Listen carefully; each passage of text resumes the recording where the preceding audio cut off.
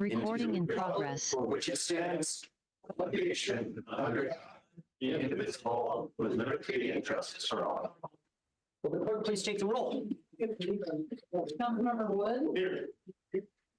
Councilmember Richardson. Present. Councilmember Crossman. Here. Councilmember Kangeiser. Here. Councilmember Hess. Here. Councilmember Palmer. Here. Councilmember Kaminsky. Here. Mayor DePinto. Here. Before we move to the agenda approval, I'd like to ask the city council to amend tonight's agenda and remove ordinance number 1118, placing a $10 million general obligation bond on November 5th, 2024 ballot. I'll briefly explain. After speaking with the Yelm School Superintendent Chris Woods, South Sound YMCA CEO Kyle Cronk, some of the city council, a few others, it seems likely that following the double school levy failure that earlier this year, that we'll likely see another levy attempt in February of next year, 2025. And there's a concern that a city bond to build a recreational facility with a swimming pool would detract from the school's levy efforts. And as much as I want Yelm Branch YMCA to come to fruition, and I want even more for our students and community to have the proper education and school services that they deserve. Slowing this process down will also allow us to consider alternative funding methods, such as a Metropolitan Parks District, and to better communicate and engage with the public on this issue. With that being said, I would look for a motion to amend tonight's agenda to remove ordinance number 1118. Councilmember Kangeiser. I move to approve the amended agenda with removing item D, ordinance number 1118. Second. Second by Councilmember Kaminsky. Is there any discussion? Councilmember Hess. I appreciate that you want to have this removed. I'm just curious why, when we as council members were bringing these issues up, they weren't taken to heart, but now they are. I mean, we asked during a study session about the levy, won't this interfere? We asked 2 weeks ago, won't this interfere with the levy? In fact, 2 weeks ago, you stated that the city of Yelm residents supported the levy and you believe they will support the YMCA. And you even said that you've been working on this since 2016. I'm just now wondering, what's the change of heart when you were pushing and... Yeah, that's a valid question. I don't necessarily think it would fail. I don't think that this would fail if it was put out to the people. I do think that it would impact the school's ability to pass their levy. And that being said, I don't want to jeopardize that. I think it's more important that we support the schools in their efforts. And as you know, I'm one of the biggest proponents to bring a line into Yelm. I would love that to happen. I do think we're ready. I think that we've done enough due diligence and our partners have as well, but it is more important that we pass this levy. So I took more considerations. I met with others, including the superintendent, and heard his perspective on it as well. And he didn't urge me to do this tonight. I just think it's the right thing to do. Yes. Is there any other questions from the council first before Kyle speaks? Kyle. Yeah, I was just going to respond, thank you for that question. I think the city council's questions from the study session on have been incredibly influential. And what we learned on Friday from the YMCA's perspective was, learning from the citizens to get out the vote for the Yelm schools is that they were likely to rerun this. It has not been decided that this is going to happen, but the thought was that there might be a rerun in February of 2025. And if that was the case, then, going now, could affect that. And we've said all along, and I think council, you did a heck of a job asking those questions. And when we learned what we learned on Friday, and then re-meeting with community leaders, again, you were incredibly influential in the decision. So thank you for your questions. I think it's smart to get community leaders talking to each other to figure out how we're all rowing in the same direction to make sure that we're supporting kids and families. Any other discussion? I'll call for the vote. We can do a roll call vote. Councilmember, yes vote would be to amend the agenda and remove the ordinance number 1118. Councilmember, how do you vote? Aye. Councilmember Richardson? Yes. Councilmember Crossman? Yes. Councilmember King Geiser? Yeah. Councilmember Hess? Yes. Councilmember Palmer? Yes. Councilmember Kaminsky? Yes. The motion's approved. We have an amended agenda. That being said, with that being said, is there approval of the amended agenda? Is there a motion to approve? Someone has to make the motion to approve the amended agenda. Oh, excuse me. Oh, excuse me, to approve the agenda. My apologies. Moving on to special presentations. There is none scheduled. Moving on to public comment. If you wish to address the council, please fill out one of these blue cards. If we don't have a blue card, we can get you one. And if you don't do that, just state your name and your, if you live in the city of Yelm or not, and we can get you to speak as well. So Brad Brim, please step to the stadium. And these are 3 minutes for everybody. We will have a timer and I'll ask you to finish up your final thoughts. Please. Okay, so I'll jump right into this, given only 3 minutes. The topic I wanted to talk about is no longer on tonight's agenda. But in that sense, I want to talk about the topic as making a decision. Decision by the council to put it in front of the people to make a decision. And what information is required to do that. So many people expected this, and there's a few things I want you to consider. So do council members have enough information to make an informed decision to sponsor this for the public? If not, please do not pursue a motion tonight to do so. Do council members believe that voters will have enough information prior to the ballot to make an informed decision? If not, please don't pursue putting it on the ballot. Maybe a project plan should be created and published, which includes features, location, operating model, initial and operating budgets, fundraising schedules, etc. So those are some things that I think should be considered before it makes it to a vote of the council to even put for a vote before the people. Okay, so I'm going to go through the next 3 pages. You guys have all this. First, what is the proposal? For whom is it? And at what cost? And then a 1-sentence summary at the end. So what is the proposal? The bond is, quote, to build and equip a recreational facility. Doesn't say YMCA. Very little text is in the bond that defines the facility. The bond does not define an operating model, whether it be YMCA or city. So a bond needs ambiguity, I'll give you that, but total ambiguity, I don't know about that. So here's a question. Does a document plan exist? Does it describe the required features, what people want or need? Does it have a location or even the requirements for a location? Okay, I did an online search onto the city website. I can't find a single document on the YMCA. So how is the public supposed to find this? Maybe I'm not searching in the right place or with the right keywords, but I can't find a single document. So to me, it seems aggressive to expect a project plan to be published prior to when city residents get their ballots in 10 weeks to go from zero documentation to have enough information for the public to make a decision to spend that much money. Okay, so that's the plan.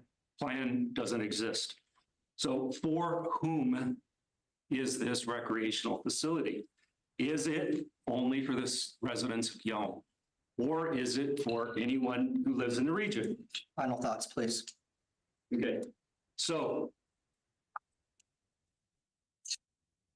at what cost? It's really $15 million, not 10, because of what the city wants to have non-voted. So in summary, a high-level project proposal is the city proposes to build an undefined recreation facility for all area residents with an initial cost of $15 million plus undefined operating budget contributions from city residents. Thank you for your comments, sir. Thanks. Is there any others that wish to speak? All right, is there anyone else online that wishes to testify? We do not have any hands raised. Alrighty, we'll move on to the consent agenda. We have the July 9th, 2024 regular meeting minutes and the May 2024 check register and position summary. Councilmember Hess. I move that we approve the consent agenda as proposed. Second by Councilmember Palmer. Is there any discussion? All those in favor say aye. Aye. Any opposed say nay. Motion carries. Moving on to new business, under 6A is to accept 2 federal highway administration grants from the Washington Department of Transportation for Roten Road. Cody? So in front of you, you have 2 grants from the Federal Highway Administration. These are for the design phase of Roten Road. So we've been reaching out. We knew this money was coming, but we have to formally accept the money. This does obligate us to build this road, which we plan on building, and we're searching for grant money for that right now. We do have enough money in our coffers we want to do grant money, but if we have to, we can use our own money if we needed. So this gets us off the ground. This does a right-of-way acquisition and the design of Roten Road, which will take place through next year. And then the construction should start, if everything works well, in 2026 and be on time right with the opening of the bypass. So we'll have a new road going through. Councilmember Hess. In reference to this, and it's just because what you just stated, that this is for the design phase, are we going to be amending this later on when we get to the construction phase and things like that? So this won't, because this is just accepting a grant. There will probably be a later Federal Highway Administration grant that'll pay for the construction phase. So once we get into design phase, we can then start looking for construction money, since the design will take about a year. So there probably will be another grant coming before you for the construction phase. You will also have a approval of a contract with whatever designer we select through a process, an RFP process. So, or an RFQ process, sorry, for design of the road as well. Thank you, Director Cole. Councilmember Palmer. Move to approve resolution number 649, accepting 2 federal highway administration grants from the Washington Department of Transportation for Roten Road Northwest reconstruction project. Second by Councilmember Wood. Is there any discussion? All those in favor say aye. Aye. Any opposed say nay. Motion carries. All right, moving on to interlocal agreement between Thurston County and City of Yelm, paying to receive funds under the Federal Community Development Block Grant Entitlement Program. I'll be explaining this.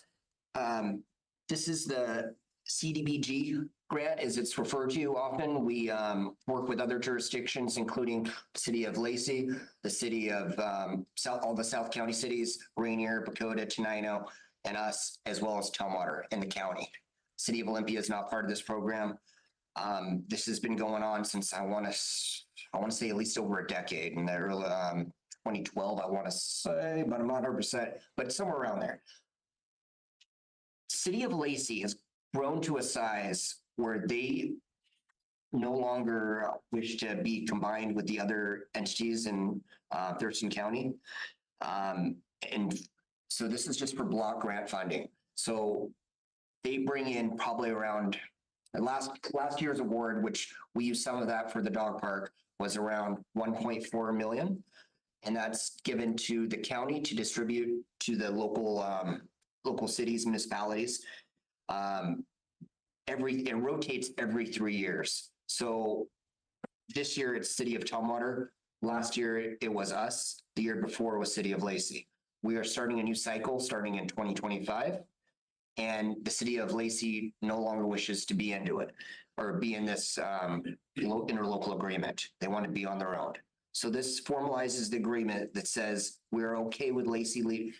Not that we have an option to allow them to leave or not, they can do it themselves. This just allows for the agreement to continue with the other municipalities.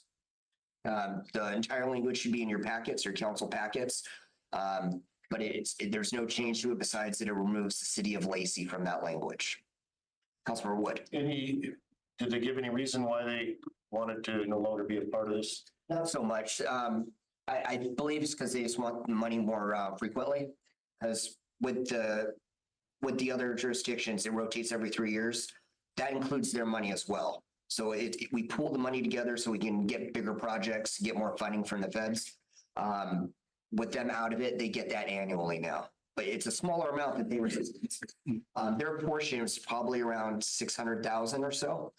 All the other jurisdictions combined, still, it's going to be around 700,000, 800,000. We don't know the exact numbers each year until they release them, but that's what the county believes we should get moving forward.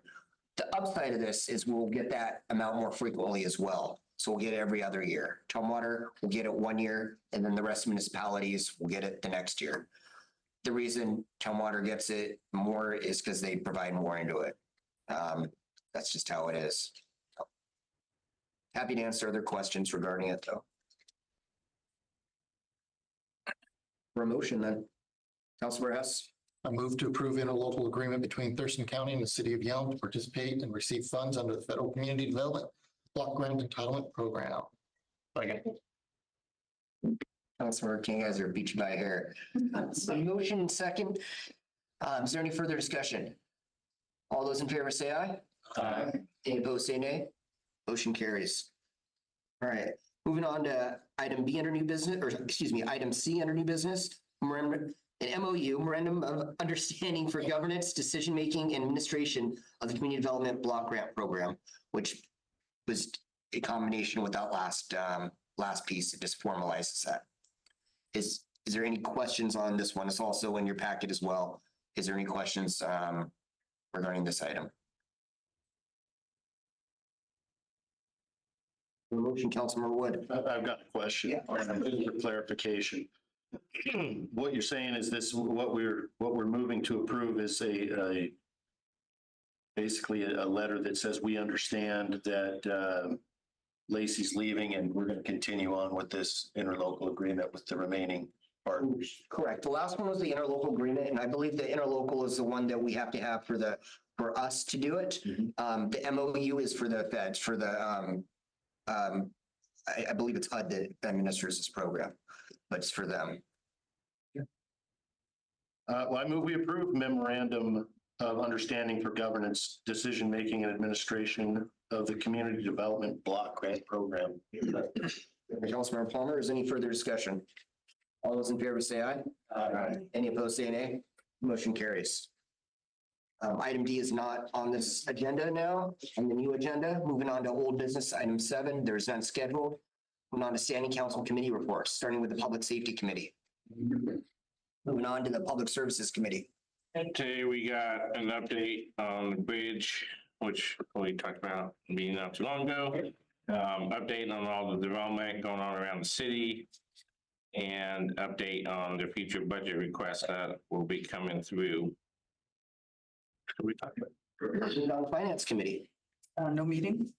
Moving on to General Government Committee. We met today and we got through quite a lot.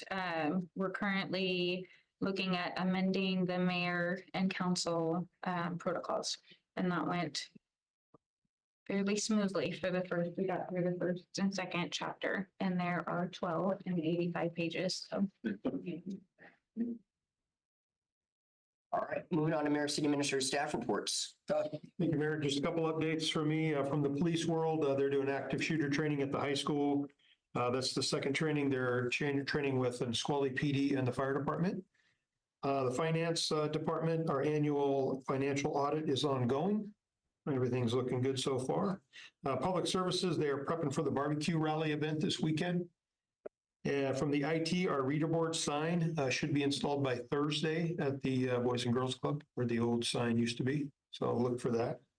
And from the HR world, just labor negotiations are ongoing. That's all I have. All right. The one thing I wanted to add, we did discuss this morning about our town hall / open house in August. And we will be doing that on the second Wednesday of August, 6 p.m. at the community center. And we will be going over a few different projects, including the Yelm Loop, updates on what's going on with that, the activated alleyway, the roundabouts, the roundabout that we are putting in at Five Corners, as well as the other roundabouts that Thurston County and Pierce County and McKenna are doing. Not a huge overview of that because that's not our project, but we will give updates so the public's aware of that. And the 640 acres, I believe that we'll be discussing it there as well. And we'll be getting feedback from the public and getting suggestions and whatnot. Yeah, Mr. Mayor. Yes. What time was that on August 2nd? 6 PM. 6 p.m. Oh, excuse me, August 14th. Second Wednesday. Second Wednesday, August 4th. Second Wednesday of August. Yep. And that also brings me to say that we are canceling that second Tuesday's community conversations for the afternoon, the lunch we usually do. It's one, because we have that, and then two, because we're also celebrating employees, our city employee appreciation day. So we'll be on for that. And which council is more than welcome to attend. I encourage you to attend if you're available. It's that noon. Community Center. Anything else for me? We'll move on then to city council member reports. Starting with council member Wood. I have no report. Councilor Richardson. Nothing to report. Councilor Crossman. Nothing else. Councilor Kingheiser. Well, I have almost nothing to report. I obviously attended the government committee and did the homework involved with that. I'm trying to remember if I got to report last time. I got to Zoom in on the Southeast Thurston Fire Authority meeting via Zoom. The coolest thing that I did from my first meeting with them is the collaboration between each district. So everybody is willing and ready to help, even, proud to get in there, as we've had just a crazy amount of fires just recently. I was greeted warmly and even reached out to afterwards in efforts to answer any questions or concerns and really create that liaison. So I was pretty excited to get in there and be able to clear my schedule to create that. And I'm really looking forward to the future of that. That's all that I have. Councilmember Hess. Intercity Transit Authority, they are getting ready to go to the next level of the rodeo. The mechanic side, ITA will not be represented, but on the driver's side, still representation. They are still moving along well. Also, they are working on developing a couple of projects. Most of them are in the Lacey area, so they're not really affecting us and such. But one of the things that I'd like to make sure that we are proactive on is the possibility of finding somewhere that an intercity transit bus terminal can be set up, so that if we get lucky and have them be able to bring in 35 passenger buses to help people move within the city of Yelm itself, from residents to shopping centers and such, that there's also a spot that they can all go to meet bus 94 to be able to head into town. It's something that we should, when we're looking at our plan for the future, the city plan, something to consider. In addition, I want to thank the administration in reference to the press announcement about the 640 acres, what's going on with that. One of the things that I would like to make sure that we always, in reference to those press announcements, if it's something that we're looking for feedback from residents, could you please, I know it's in the frequently asked questions portion, but in what I read, I didn't see anything about the citycouncil@yelmlaw.gov email. Because that way, if residents read that, it's on their mind, they can immediately reach out and all of us will get an email on that. Your contact info on there. The council's, not just yours. No, I was going to say just the councils, please. And the last thing is looking forward to this weekend. May it be another wonderful, successful barbecue event like we've been having. Yeah, looking forward to that too. Councilmember Palmer. Nothing new to report, nothing really good to the council. Okay. Councilmember Kaminsky.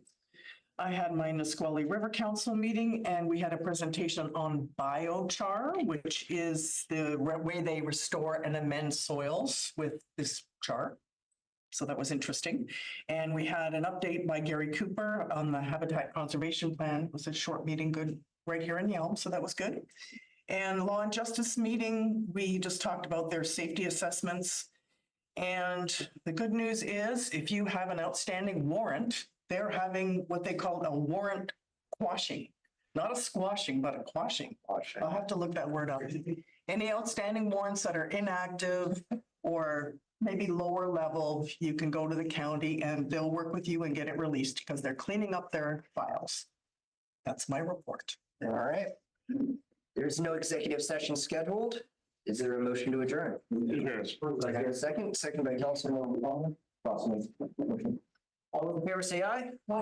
Any opposed say nay. We are adjourned.